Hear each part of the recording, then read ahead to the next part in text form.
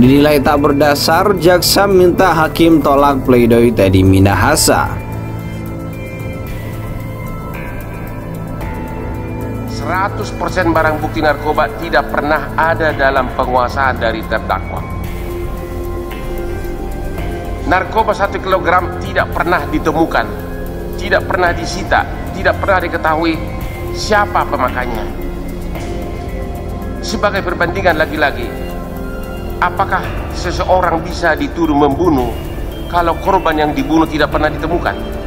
Dan semua saksi yang terkait dengan 1 kilogram hanya berupa saksi hearsay atau katanya, ya. Dan juga hanya ada satu saksi, yaitu saksi satu mahkota. Itu yang 1 kilogram yang tidak jelas objek perkaranya tidak ada. Dan juga mengenai penyerahan uang pun tidak ada bukti, tidak ada CCTV, dan semuanya tidak ada bukti apapun mengenai penyerahan uang atas 1 kilogram tersebut. Hanya ada satu saksi mahkota.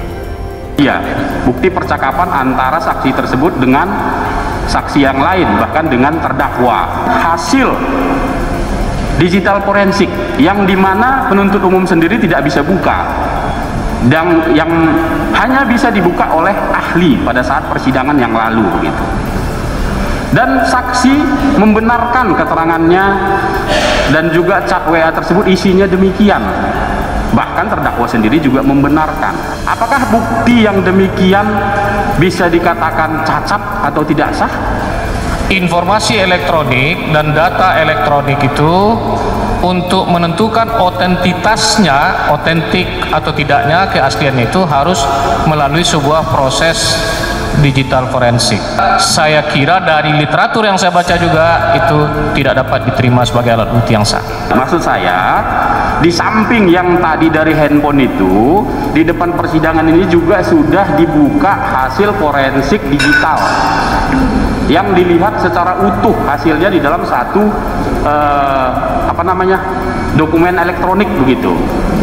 Ya kalau seandainya sudah melalui proses digital forensik, ya dia bisa diterima sebagai alat bukti. Yang Pak Dodi semula berpikir itu untuk bonus anggota atau mungkin itu untuk misi undercover katanya kan.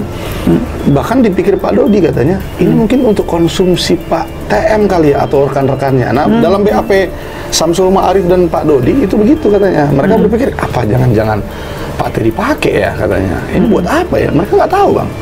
Tapi setelah disuruh cari lawan, nah di situ berasa gila ini. Gue disuruh cari pembeli, gila. Hanya seorang AKBP, dia jenderal bintang 2. Saya dibuang ke Papua pun bisa katanya. Ini saya udah pindahkannya katanya ke Kabak ada Rolok Polda katanya. Dari Kapolres Bukit Tinggi saya ngungkap 41,4 malah dipindahin katanya. Nah ini asumsinya Pak Dodi ya, yang cerita sama saya. Tapi kan bisa kau tolak? Iya bisa saya tolak, tapi mungkin kalau saya ulur-ulur waktu aja saya dipindah ke Polda Sumbar, jadi Kabak ada Rolok yang dimana itu staff saya bagian reserse. Mungkin kalau saya tolak dipindahin ke Papua kali ya bisnis saya katanya. Jaksa penuntut umum meminta agar majelis hakim menolak pledoi atau nota pembelaan kasus peredaran sabu yang menjerat terdakwa mantan Kapolda Sumatera Barat Irjen Teddy Minahasa. Jaksa menilai dalil yang disampaikan tim penasihat hukum Teddy dalam pledoinya tak berdasarkan hukum dan tidak terbukti.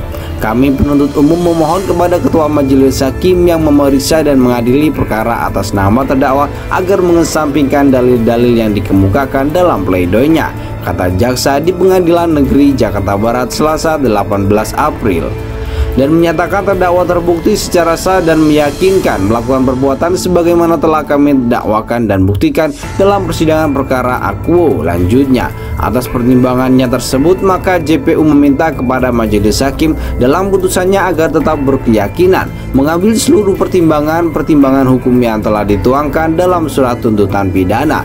Penuntut umum memohon kepada majelis hakim yang memeriksa dan mengadili perkara ini untuk menjatuhkan putusan sebagaimana diktum tuntutan penuntut umum yang telah dibacakan pada hari Kamis tanggal 30 Maret 2023, tutur jaksa.